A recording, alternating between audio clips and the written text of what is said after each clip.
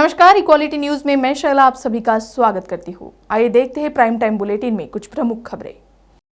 AIMIM प्रमुख असदुद्दीन ओवैसी ने कहा है कि जहांगीरपुरी हिंसा मामले में एक तरफा कार्रवाई की जा रही है। सांप्रदायिक हिंसा तब होती है जब सरकार चाहती है कि ऐसा हो। एआईएमआईएम चीफ असदुद्दीन ओवैसी ने कहा कि दिल्ली पुलिस जहांगीरपुरी में हिंसा रोकने में असफल रही। सिर्फ एक समुदाय के लोग गिरफ्तार किए गए। सरकार चाहती है कि दंगे हो। नाकामी छुपाने के लिए पुलिस झूठ बोल रही है। मुसलमानों के खिलाफ नारेबाजी की जा रही है। दिल्ली पुलिस एक तरफा कार्रवाई कर रही है। दिल्ली हिंसा की जिम्मेदारी मोदी सरकार की है। ओवैसी ने दिल्ली के जहांगीरपुरी के सी ब्लॉक में हनुमान जयंती पर जुलूस के दौरान कथित तौर पर हथियार लेने पर भी सवाल उठाए।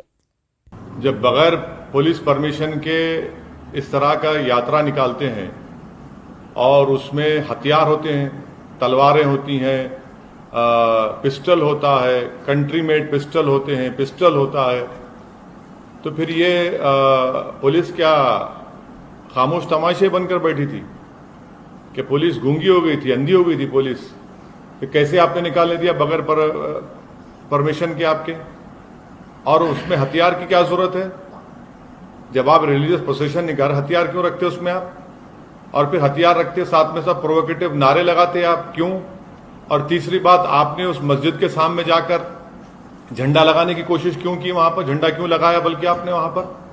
उससे पहले बगैर पुलिस परमिशन के 2 प्रोसेशन चले गए थे। ये तीसरा था जो 5:30 बजे का वाकया है। तीसरी बात यह है कि जब से अमित शाह इस देश के होम मिनिस्टर बने हैं, ये वाहिद यूनियन टेरिटरी जहां पर लॉ एंड ऑर्डर एमएचए के तहत आता है।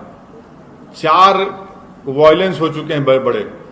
एक लॉयर्स का पुलिस का तसादुम, दूसरा 2020 का जो प्रोग्राम हुआ वो, तीसरा जो 26 जनवरी 2020 को जो किसानों के आंदोलन सिलसिले में जो वायलेंस हुआ, और चौथा ये जो पुलिस परमिशन नहीं दी, खुद कमिश्नर ऑफ पुलिस कह रहे हैं, तो किस बुनियाद पर आपने उनको इतना बड़ा प्रोसेशन निकालने दिया? और हाथों में 1 नहीं, 2 नहीं, 3 नहीं, 2500 300 तलवारें हैं, हाथ में कट्टा है, पिस्टल है। और ये हम पूछना चाह रहे हैं लोगों से, क्या तलवार और ये तफंचा रखना क्या एसेंशियल रिलीजियस प्रैक्टिस में आता है? क्या ईआरपी है वो?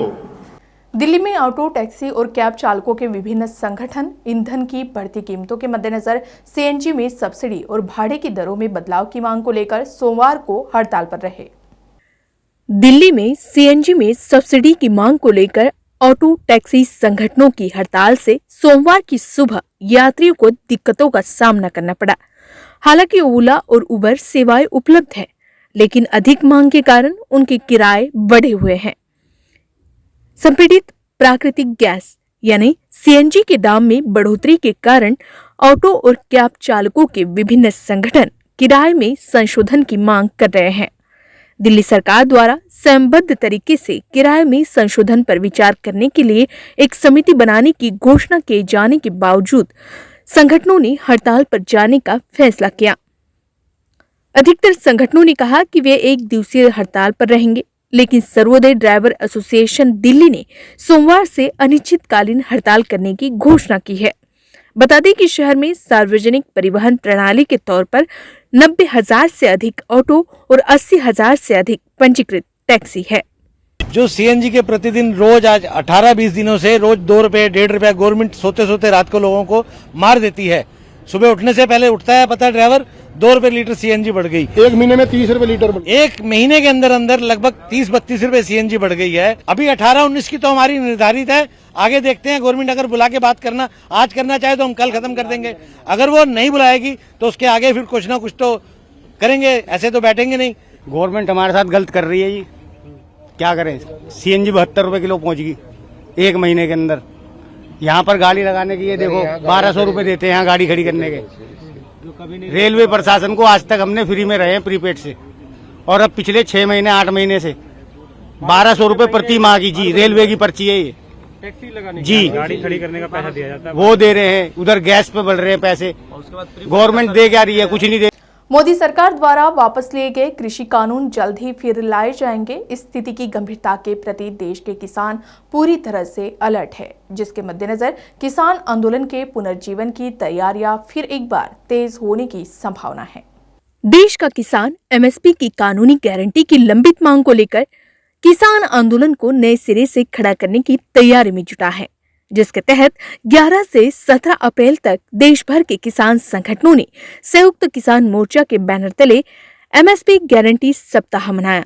इस कार्यक्रम के तहत अलग अलग जगहों पर धरना प्रदर्शन और गोष्ठी के माध्यम से न्यूनतम समर्थन मूल्य यानी एमएसपी को किसान का कानूनी अधिकार बनाने की मांग पर जन जागृति अभियान चलाया गया। किसानों का यह अभियान एमएसपी के एक सवाल पर राष्ट्रव्यापी आंदोलन की तैयारी का हिस्सा है। मोर्चे ने यह विश्वास व्यक्त किया है कि जैसे 3 काले कानूनों के खिलाफ लड़ाई जीती गई थी, उसी तरह हम एमएसपी की कानूनी गारंटी का संघर्ष भी जीतेंगे।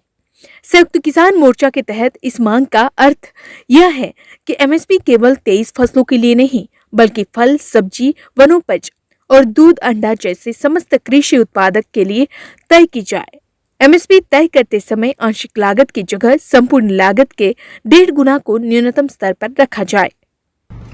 ਅਸੀਂ ਅੰਦੋਲਨ ਲੜਨਾ ਹੈ ਤੇ ਐਮਐਸਪੀ ਦੀ ਗਰੰਟੀ ਦਾ ਕਾਨੂੰਨ ਲੈਣ ਦੇ ਲਈ ਅਸੀਂ ਇੱਕ ਹਫ਼ਤਾ 11 ਤੋਂ ਲੈ ਕੇ 17 ਤੱਕ ਪੂਰੇ ਦੇਸ਼ ਦੇ ਅੰਦਰ ਇਹ ਹਫ਼ਤਾ ਮਨਾਇਆ ਜਾਣਾ ਹੈ, ਕਿਉਂਕਿ ਦੋਸਤੋ ਐਮਐਸਪੀ ਦੀ ਜਿਹੜੀ ਸਮਝ ਹੈ ਕਿਸਾਨ ਨੂੰ ਅੱਜ ਹੀ ਆਉਣੀ ਹੈ, ਅੱਜ ਹੀ ਪਤਾ ਲੱਗਣਾ ਹੈ ਕਿ ਜਿਸ ਵੇਲੇ ਕਣਕ ਦੀ ਜਿਹੜੀ ਫਸਲ ਤੁਸੀਂ ਵੇਚ ਰਹੇ ਹੋ ਇਹਦਾ ਜਿਹੜਾ ਲਾਗਤ ਖਰਚਾ ਹੈ ਇਹ ਲਗਭਗ 2800 ਰੁਪਇਆ ਪ੍ਰਤੀ ਕੁਇੰਟਲ ਦਾ ਲਾਗਤ ਖਰਚਾ ਹੈ ਔਰ ਉਹਦੇ ਉੱਤੇ ਮੁਨਾਫਾ ਮਿਲਣਾ ਸਾਡੇ ਕਿਸਾਨ ਨੂੰ।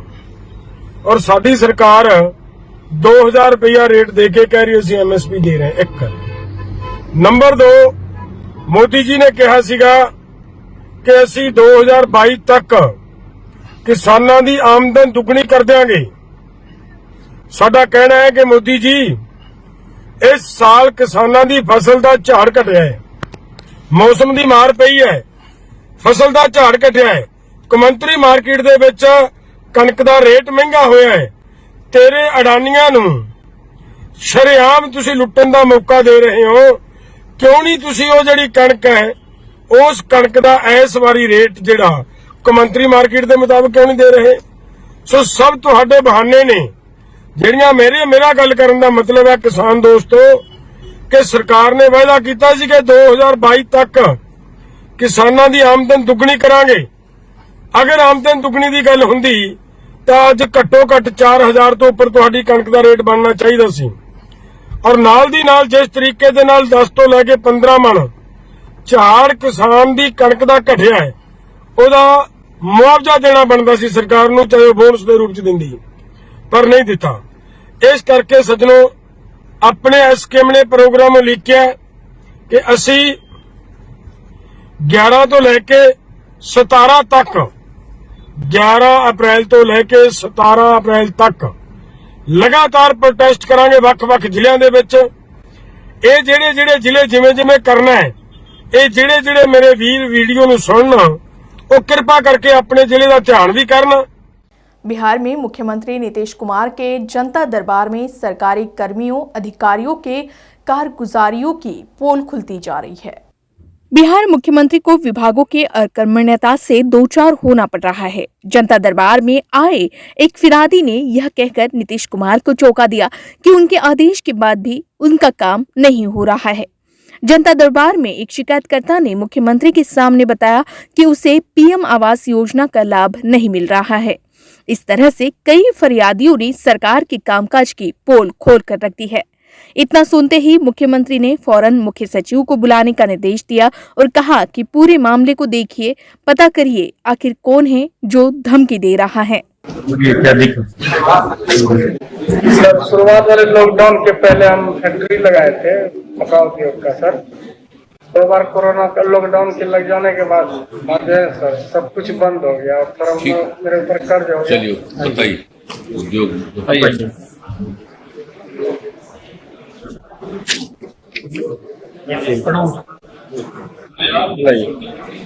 ये आवेदन ये जजमेंट कॉपी भी दिखाऊंगा। बोलिए समस्या आपने बताइए।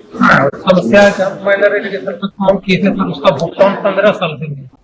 महाराष्ट्र से एक बड़ी खबर सामने आ रही है।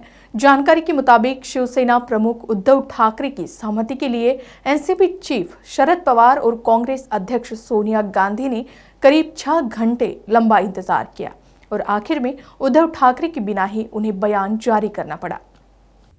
दरअसल विपक्ष के 13 नेताओं ने शनिवार को देश में हुई हालिया सांप्रदायिक हिंसा और हेट स्पीच की घटनाओं को लेकर गंभीर चिंता जताई और लोगों से शांति एवं सद्भाव बनाए रखने की अपील की। विपक्षी नेताओं ने इन मुद्दों को लेकर प्रधानमंत्री नरेंद्र मोदी की चुप्पी पर भी सवाल उठाए। हालांकि विपक्ष के इस साझा बयान से शिवसेना ने किनारा कर लिया। जानकारी के मुताबिक शिवसेना प्रमुख उद्धव ठाकरे की सहमति के लिए एनसीपी चीफ शरद पवार और कांग्रेस अध्यक्ष सोनिया गांधी ने 6 घंटे इंतजार किया और आखिर में उद्धव ठाकरे के बिना ही बयान जारी कर दिया। संयुक्त बयान में 13 विपक्षी दलों ने कहा कि वे क्षुब्ध है कि भोजन, वेशभूषा, आस्था, त्योहारों और भाषा जैसे मुद्दों का इस्तेमाल सत्ता प्रतिष्ठान द्वारा समाज का ध्रुवीकरण करने के लिए किया जा रहा है। यह बयान कांग्रेस अध्यक्ष सोनिया गांधी, राष्ट्रवादी कांग्रेस पार्टी प्रमुख शरद पवार, पश्चिम बंगाल की मुख्यमंत्री ममता बनर्जी, तमिलनाडु के मुख्यमंत्री एम.के. स्टालिन और झारखंड के मुख्यमंत्री हेमंत सोरेन समेत 13 नेताओं की ओर से जारी किया गया। प्राइम टाइम बुलेटिन में अभी के लिए बस इतना ही। खबरों की अधिक जानकारी के लिए आप बने रहिए इक्वालिटी न्यूज के साथ।